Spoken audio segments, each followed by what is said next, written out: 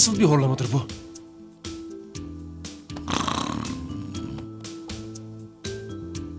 Bir de beni bu adama emanet ettiler.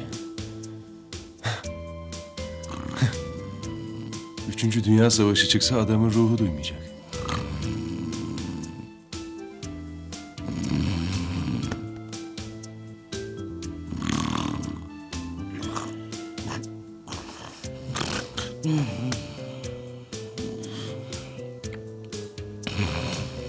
Ya...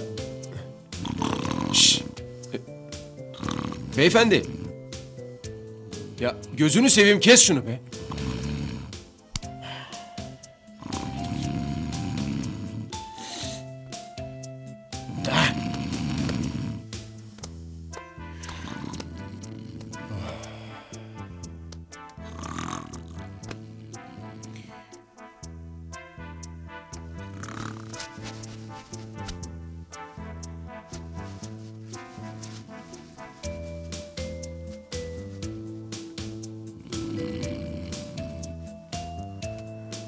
Adamlar gelip beni doğrasa kimsenin ruhu duymayacak.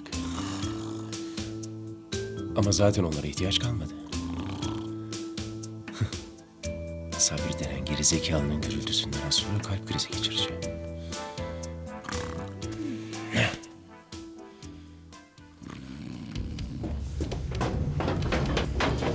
Burası mı? Yok abi, üst kat.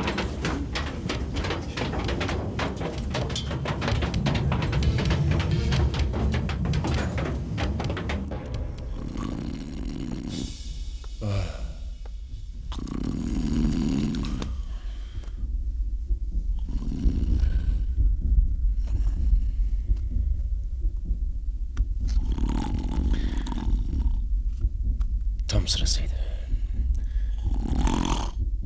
Bu lanet otelde sigarası olan biri var mıdır acaba? Şişt! Beyefendi! Sigarası yoktur ki. Resepsiyonda da yoksa fıttıracağım bu gece.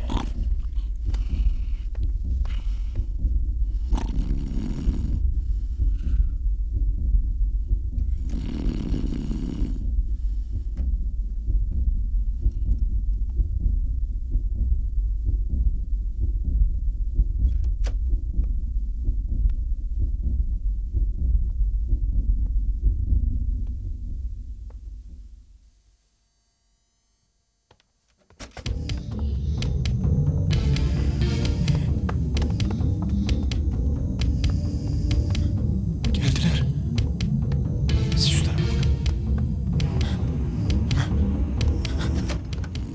Uyan!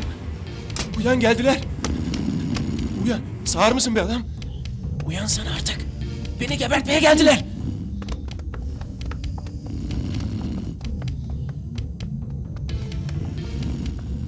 Sabri Bey, güzel kardeşim. Hadi uyan. Öldün mü be adam? Bak ne diyorum? Adamlar burada! Ya uyansana! Gözlerimle gördüm. Yalvarırım uyan. Kır şunu.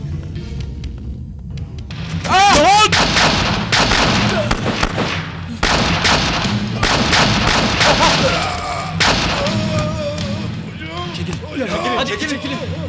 Geç. Şuraya. Çekiliyoruz. Hadi. Çabuk geç. Çabuk. Hadi.